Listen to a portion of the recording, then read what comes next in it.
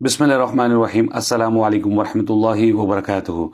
आज मैं आपके सामने सही बुखारी की हदीस 712 नंबर बयान करूँगा। आप उसे गौर से सुनिए। हज़रत आयशा रज़ियल्लाहु अन्हा से रवायत है, उन्होंने फरमाया है कि जब नबी सल्लल्लाहु अलैहि वसल्लम मर्द वफ़ात में मुब्तला हुए तो आपके पास हज़रत बिलाल रज़ियल्लाहु अन्हु नमाज की इतला देने के लिए आए। आप सल्लल्लाहु अलैहि वसल्लम ने फरमाया, अबू बकर से कहो वो लोगों को नमाज पढ़ा दें। मैंने अर्ज़ किया कि अबू बकर एक नरम दिल आदमी हैं, अगर आपकी जगह खड़े होंगे तो रोने लगेंगे और किरात पर कादिर नहीं होंगे।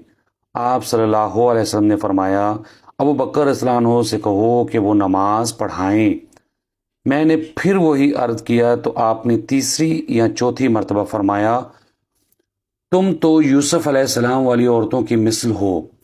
अबू बकर से कहो कि वो लोगों को नमाज पढ़ाएं। चुनांचे हज़रत अबू बकर रज़ियल्लाहु अन्हु ने नमाज पढ़ाना शुरू की तो नबी सल्लल्लाहु अलैहि वसल्लम दो आदमियों के सहारे बाहर तशरीफ़ लाए। गोया मैं उस वक्त भी आपकी तरफ देख रही हूँ कि आपने दोनों पांव ज़मीन पर घसीटते जाते थे।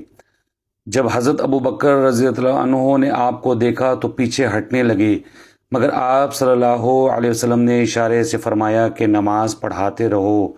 लेकिन अबू बकर रज़ियल्लाहु अन्हु कुछ पीछे हट गए और नबी सल्लल्लाहु अलैहि वसल्लम उनके पहलू में बैठ गए। हज़रत अबू बकर रज़ियल्लाहु अन्हु लोगों को आपकी तकबीरात सुनाते थे।